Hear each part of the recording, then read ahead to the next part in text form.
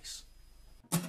Long with clothes, 1975. A using words on the rise. Reviewing games late at night and sometimes friends used to bug you.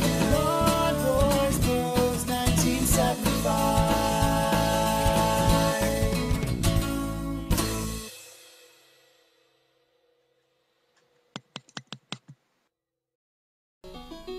This is Gauntlet on SEGA Master System, released by SEGA, or reprogrammed by SEGA I should say, or possibly Tengen, in 1990, and it's based on the arcade machine of the same name that was released by Atari in 1985. I have so many nostalgic memories of this game, you know, not just the arcade machine, but you know, it's kind of crude early home ports. Basically, Gauntlet is a dungeon crawler, and it's kind of, you know, famed for being one of the very, very early sort of, you know, multiplayer, or in this case 4-player dungeon crawlers. Now, I was very lucky as a child. The two arcades, you know, we used to go to based upon where we went on holiday at, you know, back in the day, the one in Westford Ho and one in Minehead.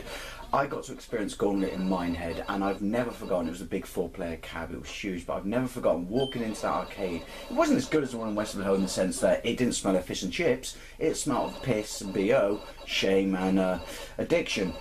But that's by the point. Yeah, I've never forgotten walking into that arcade and just hearing stuff like, "Warrior, shop the food, elf needs health," and it just, as a child, like, you know, it's a really sad thing to say, but talking arcade machines blew your little mind. I absolutely sucked it in the arcade, and it's one of those games that's basically designed to suck the money out of your pocket because your health continuously goes down. That's not to say you can't replenish it, but it's like a constant dropping score. Wasn't there a glitch in the arcade that they had to release a fix for? I want to say patch, but did you patch arcade games back in the day?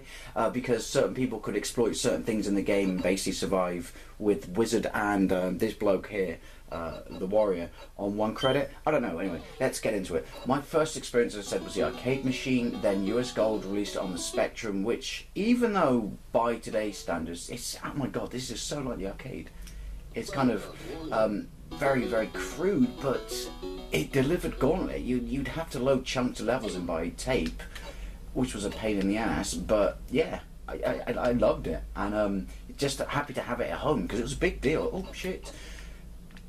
It was a big deal back in the day when you got the machines you loved in the arcade, especially since you got to remember, you know, I never had an Atari or an Atari ST 2600 and stuff, so you know, my first experience of arcade games at home is, now I can either take the exit there or go through here, was on the ZX Spectrum. So yeah, it was an absolutely huge deal, you know, when stuff like this came out on it. And then they released their own sort of version, didn't they, US Gold, which was called the Deeper Dungeons or something, and you had to have the original tape to load the original game in, but then you could load this expansion pack in. Oh man, does he say it?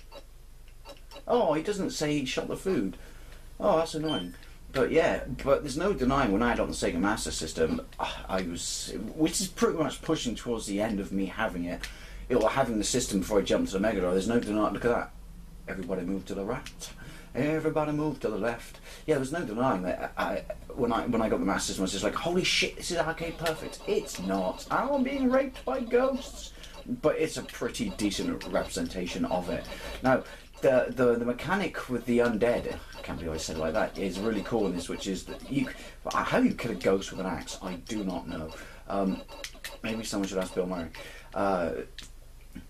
But yeah, they keep respawning until you take out their tomb or their remains, or if one bloke dies, why does he spawn so many ghosts? But yeah, kind of like that. Also, I like this, you can rapidly progress, oh my god, look at my health, you can rapidly progress through the game, because it's got a really, I love the way he spins when he falls down, kind of, you know, there's levels and exits all over the, you know, there are exits all over the shop, so it makes it kind of very non-linear when you play it. What's also cool about it is, the closer you get to an object or a wall or an enemy, the faster you fire, which, let's be honest, if you didn't, you'd be fucked, which I am right now. Oh,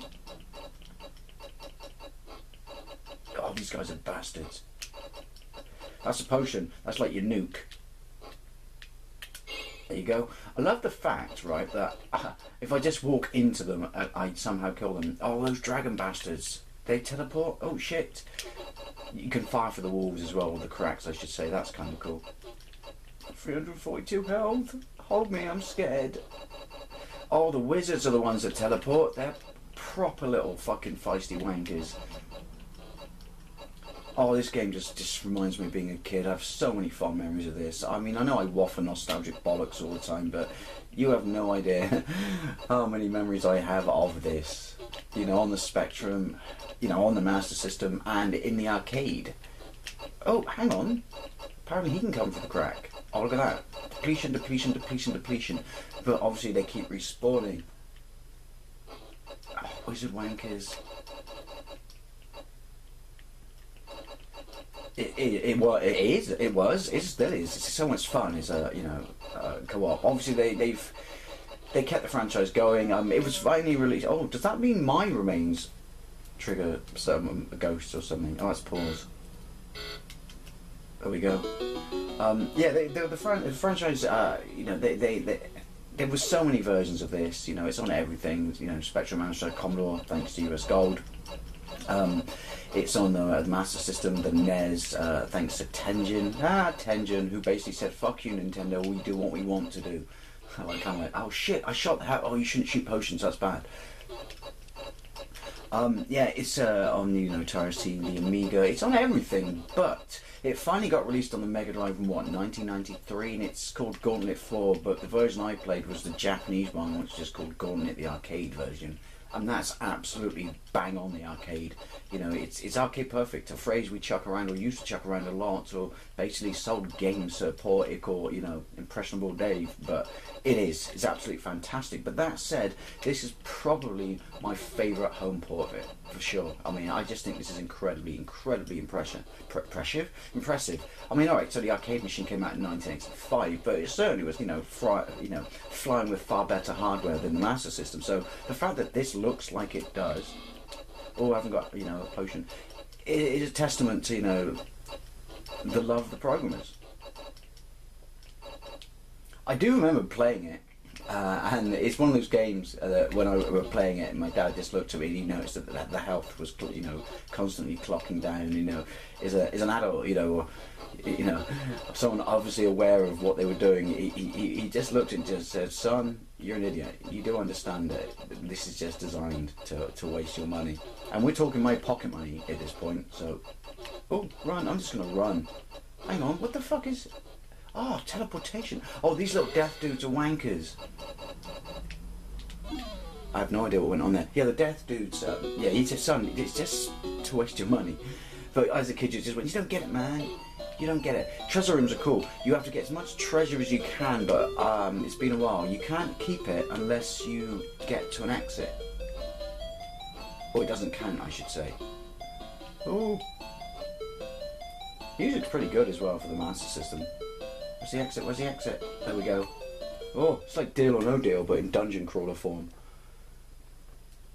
Right, anyway, level 10 already. I'm going to call it quits there, but yeah, Gauntlet on the Sega Master System. It's an absolutely fantastic port, and it's pretty cheap as well, so I definitely recommend it if you see it in your travels. And yeah, it's an absolutely dandy game. And the irony of that statement is Dandy was a clone of Gauntlet on the ZX Spectrum. Anyway, I can't believe I just remembered that. Thank you very much for watching, and I'll see you later.